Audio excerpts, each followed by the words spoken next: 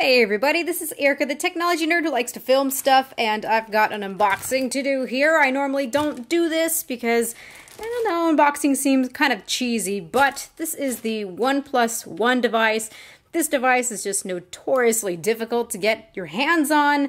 I finally have one after just so much nonsense to go through, so I want to unbox it. I've heard that it's got nice packaging, so, you know, why not?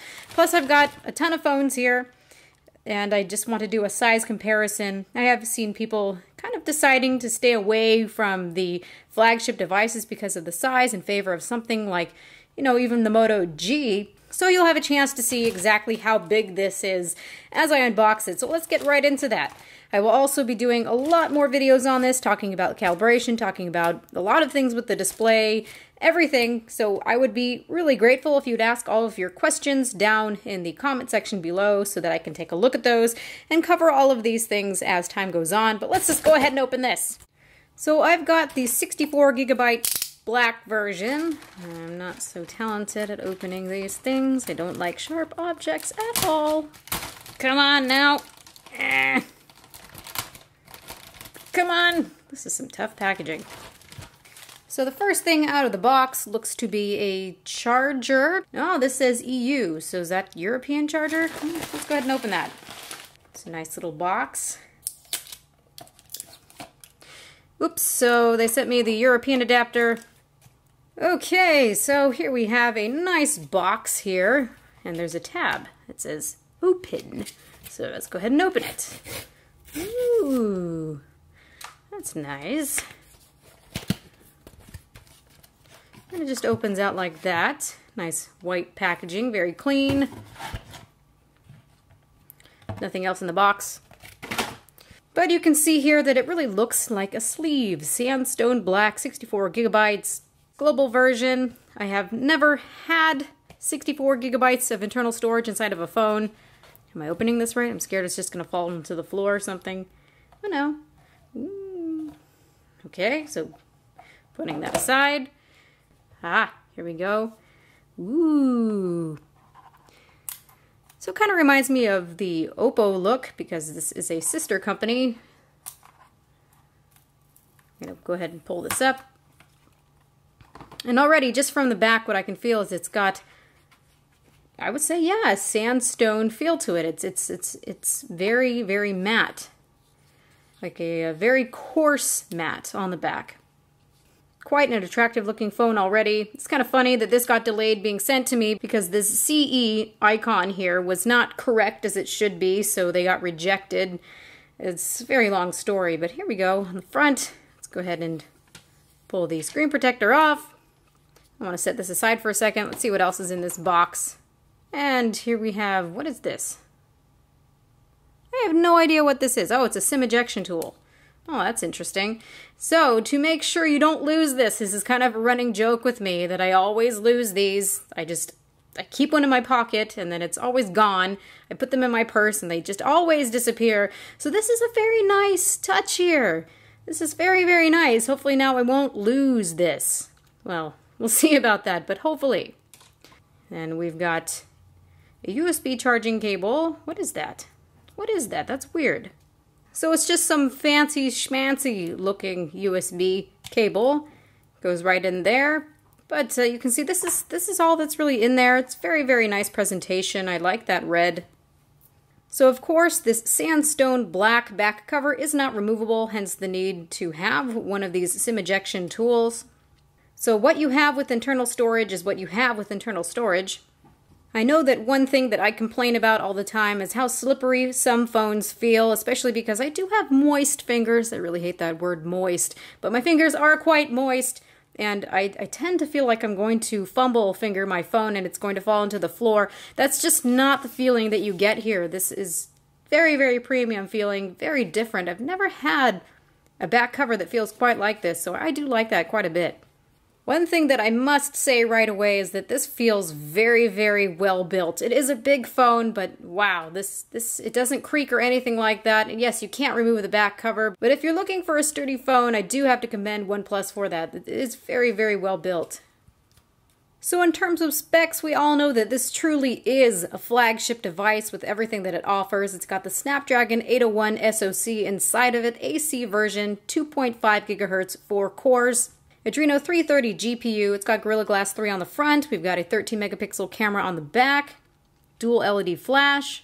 So this really is the real deal. It has KitKat 4.4.2, so updated everything. It's got a really nice package here for a very good price.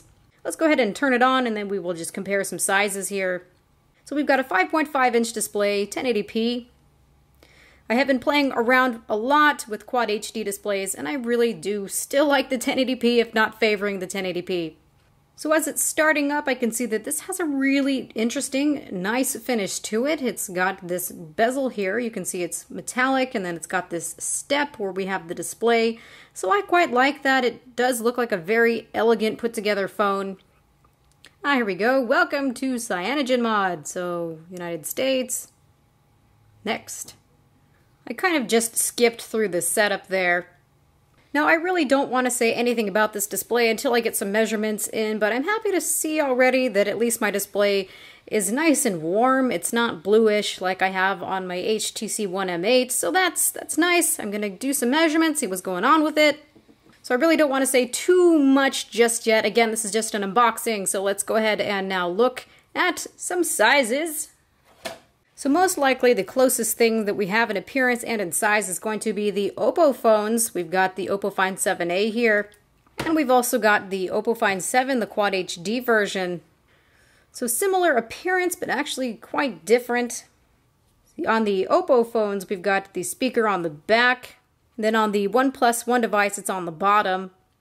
Also, what I like is that the power button is on the right-hand side. This is what a lot of us get quite used to with Samsung devices, something that we really learn to love, especially as right-handed people.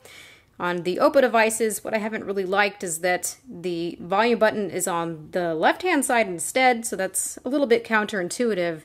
It's doing an update right now. And we can see that the cameras are on the opposite side as well.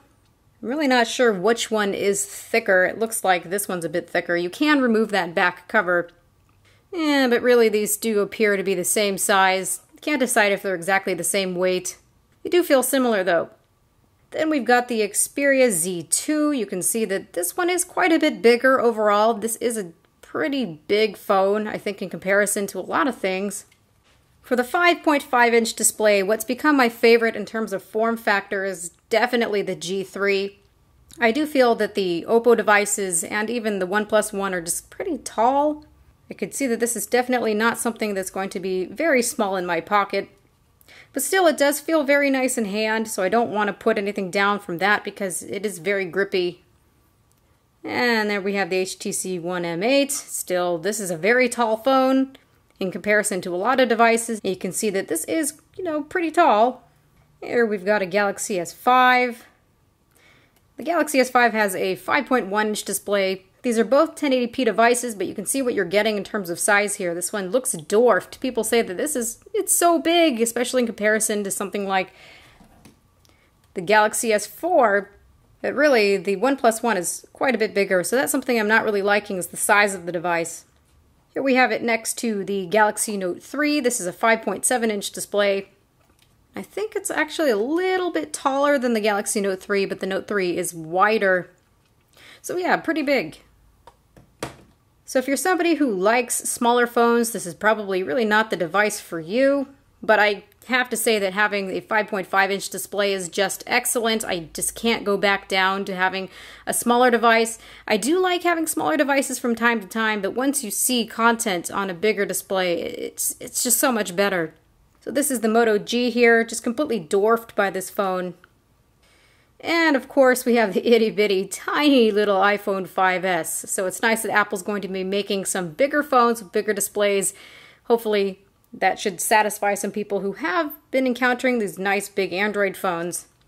But this really gives you the idea here. If you're somebody who wants a smaller device, well, this one's quite big.